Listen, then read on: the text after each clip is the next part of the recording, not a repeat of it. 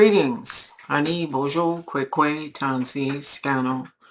It's Catherine and Brian from Moonstarlodge in South Central Ontario, Canada, with an Indigenous perspective on all things paranormal, including cartomancy.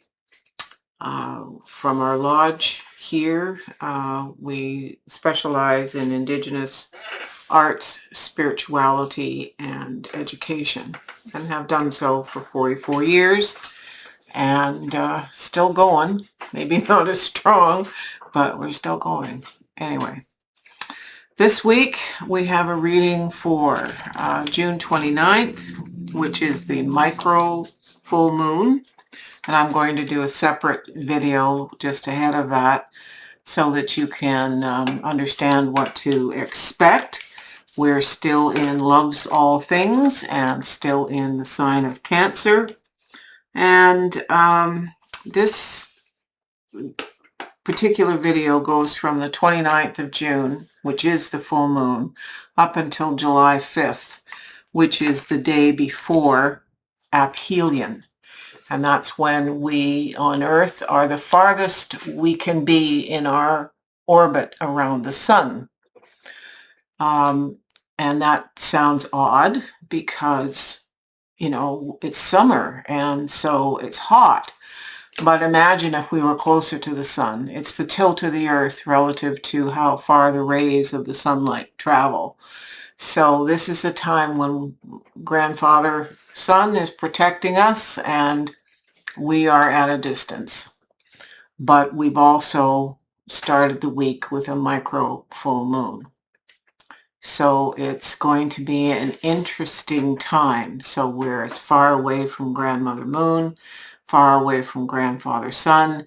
In shamanic thinking, we journey without the inhibition of the energy pulls of their orbits on us. So again, as I've said in the past, we plan for these occasions because they're few and far between typically. Anyway, without further ado, let's go to the cards. So we have a different deck this week. We film 2, sometimes 3 videos at a time, so I rework what cards are in what positions. It's the same cards as last week. Same decks, I should say, and the reading is obviously different and a different significant tarot here. We start the week with a major arcana card of judgment. It is for us to judge what our journey is and how we walk on this earth and what choices we make.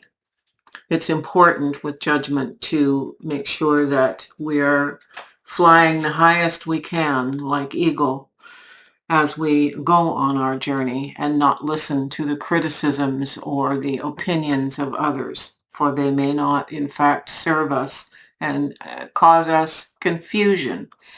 So this is about knowing that you know what's best for you and I know what's best for me, and that's the way of it. It's clarified here by the Page of Cups.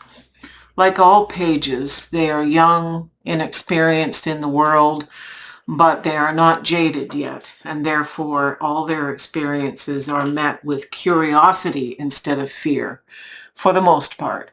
So with the curious, loving expression of this Page of Cups, this archetype is expressing that as we judge where our life is going, that we bring this energy with us, that we don't judge ahead, that we move forward on our walk with curiosity and delight, no matter how old we are and how war-weary we might feel about life. It's important to see with fresh eyes. That's basically what this is saying.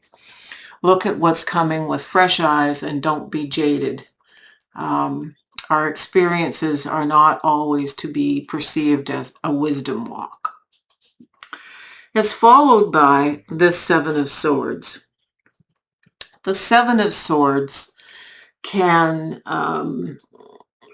mean that we need to take our journey here in the darkness, in the sense of keeping it dark from other people, taking our wins, and this one has left a couple of swords behind, taking what they needed, but not letting too many people in on what it is that we're doing, keeping our cards, as it were, or our swords close to our chest.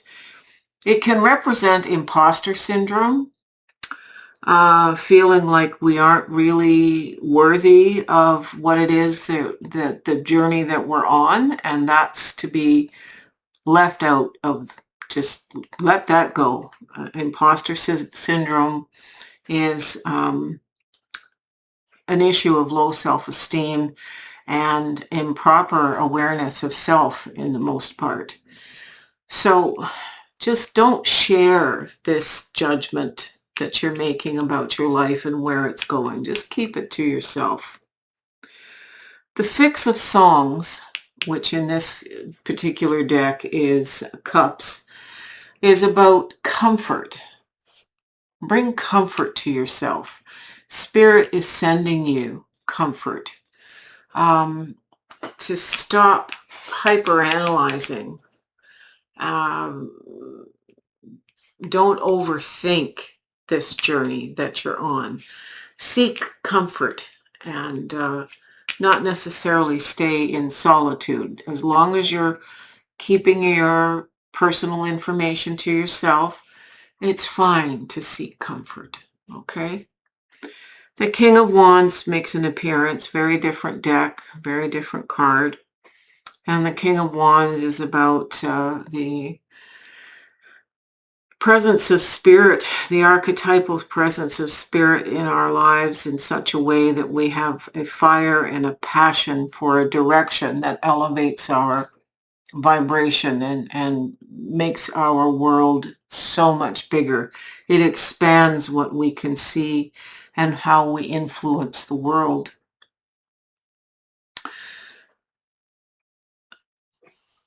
If we've lost our passion, it's up to us to judge how that has been, how that happened. Did we let it happen through fear with the imposter syndrome? But the King of Wands is all about taking care of the bigger picture kingdom and keeping the fire in the belly, looking after everybody, making sure that they're the best that they can be and supporting them in all ways. The clouds here are a lack of vision. That comes from worry, and that's the worry that's represented here to a degree. There's always sun above the clouds. We need to see through the clouds and give ourselves the time, the place, and the peace to fly above the clouds, and know that there are silver linings in the clouds. That's not just a metaphor. There really are. There's a little bit of self-battle in this whole reading, and the clouds go away. They actually never stay. They never stay. The Seven of Wands is holding our position. Once we've established where we're going, what we're doing, this, like the Seven of Swords, is taking the high ground and holding our position. And that's important. We can't hold our position if we're coming from a place of feeling bereft and left out. This is the Five of Swords. So we can't hold on to a sense of being disconnected from community and lost. So working through that is a big part of what connecting to Source gives us, connecting to our monadic group, the 12 times 12 soul extensions that we are part of, and that's a big discussion for a different day. Um, you're not going to be able to hold your ground if you come from a place of having been left bereft. Okay? Um, the the nest is on the ground, but the eggs here are still intact, and there are gifts within the trees. This is the 10 of Cups, so we have everything we need. By the time we get to this point, we're seeing past all the turmoil, which is all inner turmoil. It's not external turmoil. We recognize we have everything we need, and the light of life is in our hands. It's clarified by the stars. The star is that light in the night. It's almost like they're holding stars. That's a curious mix of cards. It's health, it's joy, it's that light in the darkness, it's that finding the way. We will find the way quite quickly in a very short order during this week. And it has to do with that micro full moon of love's all things. If we hold those principles of finding love in all aspects of life, we're going to get through this. We're going to get through this. Remember, she who finds love in all things. The transformative power of death shows up here. Another major arcana card like Judgment. The ending of something allows it to transform into the something new. And how we do that, how we see where something is transmuting, is clarified by Lesson from the Mountains. Stand tall and see life from a higher point of view. And that's how we do it. That's a life lesson everybody needs to remember. We can't see that if we stay in our dirty diapers. And the last card for the week is the Two of Pentacles, keeping a balanced foot in two separate areas of life. We're balancing disparate things and coming up a winner, chicken dinner.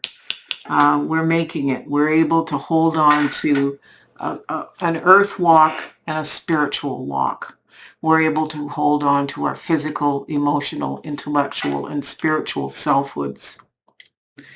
And the last card is, this is a wonderful card, the Alpine Lake. It's about the mountains, really. This is a message from the mountains.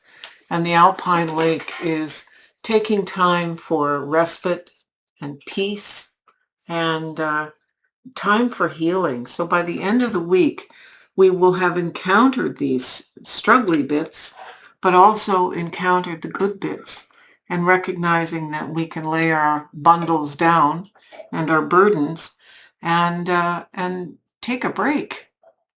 And that's a good thing. All right, Brian, you can turn the camera.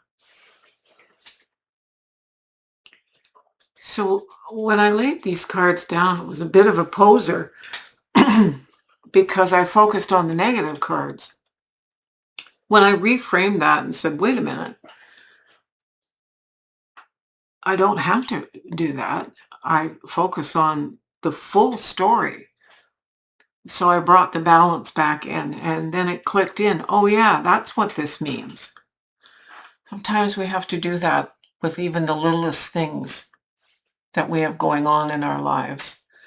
From the cake that doesn't rise in the oven to, having a car accident. There's all kinds of ways we need to reframe things. And that's the message of this full moon moving into apogee, in between the grandparents at a great distance, but knowing that we're loved. Anyway, thank you for your thumbs up. Your liking this video is critically important. Leaving a comment is icing on the cake. Subscribing is going to keep us on the air and keep these videos circulating. And finally, we can't do this without your support. The Ko-fi platform, Ko-fi, is how you can do it. It's one way. You can send us an e-transfer. You can drop a package of coffee at the door, whatever you want to do. We need the financial support because it costs us to be able to do these. And I don't want there to come a time when we can't anymore. Anyway, just click on the title of the video where the word more is, and you'll find how to connect with us and emails and stuff like that. Anyway, have a blessed week and use your sunscreen and keep hydrated. Aho.